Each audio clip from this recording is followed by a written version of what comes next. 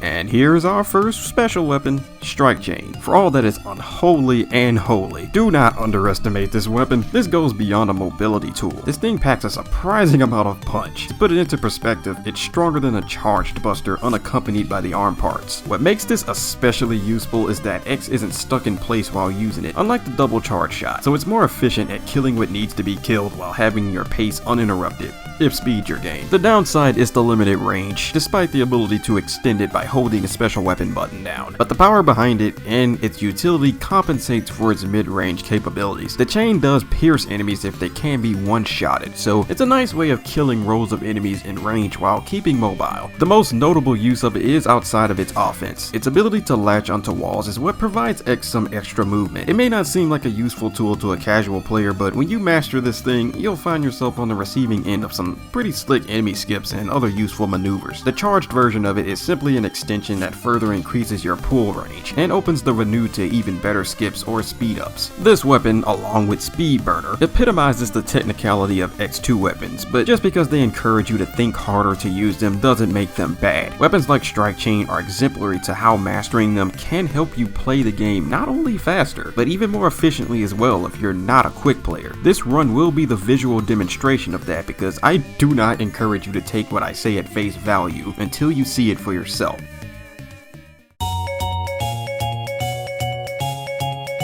let's move away from the weapon analysis. We'll skip the End My Suffering segment today because there's nothing worth poking fun at for the intro stage and Wire Sponge. For those who are new, End My Suffering, or EMS for short, not to be confused with the goddamn amulets, relax, is a series of gag reels highlighting my failed attempts and stages. You'll enjoy those in the videos that follow this one. For now, let's go to the breakdown. The breakdown is a brief segment where I'll explain any noteworthy moments in the stage worth analyzing, so it'll mitigate any questions you'd feel compelled to ask. So, as a rule of thumb, if something looks wild enough in the stage and you need an explanation for it, please wait and watch the breakdown first before commenting about it. 9 times out of 10 I already answered your question.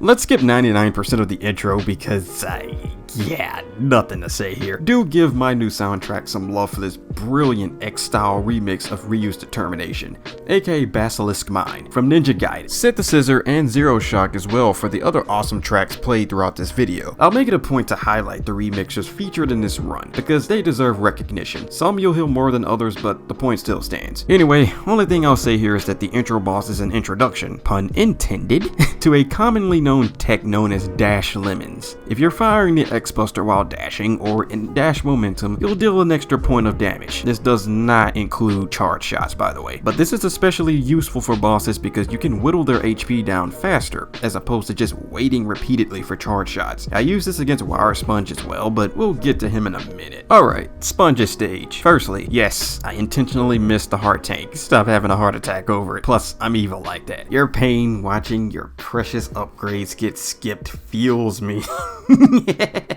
Nah, but for real. The Shoryuken is banned for this run because using it defeats the purpose of giving the special weapon spotlight. Everyone and their grandma should already know what Shoryuken's all about, so no need to have it undermined in-game. By extension, that means grabbing upgrades do not serve my run, but everyone plays this game differently, so relax. Alright, I'm supposed to talk about Sponge's stage. Anyway, onto Wire Sponge himself. He gave me some fantastic RNG here because getting this idiot to cling to the ceiling 3 times in a row like this is uncommon, to say the least. Dash limiting him to death during this skips his whole time-wasting lightning shower, where he's impervious to damage during. Though one thing to note is that you need to be careful not to rush his health down too fast. Somewhere around this point in his HP is where he'll execute the lightning attack. However, he'll only do it if he's grounded and isn't performing any other action. That's why I said that he gave me good RNG, because he could have easily wasted time on the ground just by doing random shit until you hit him and triggered the attack. Still, he's one of the easiest bosses in the game with one of the most flexible weapons in the game, and he's required to get the arm parts as early as possible without the pixel perfect dash jump that's largely inconsistent to pull off in Will Gator stage, but I'll talk about that in more detail in the next video. With that said, I'll see you in the next video, and until then, check out the X4 Weapon Master run, which should be in an end card somewhere on the screen in a playlist. Otherwise, check out my other playlists for other runs and subscribe. Stay chill, y'all.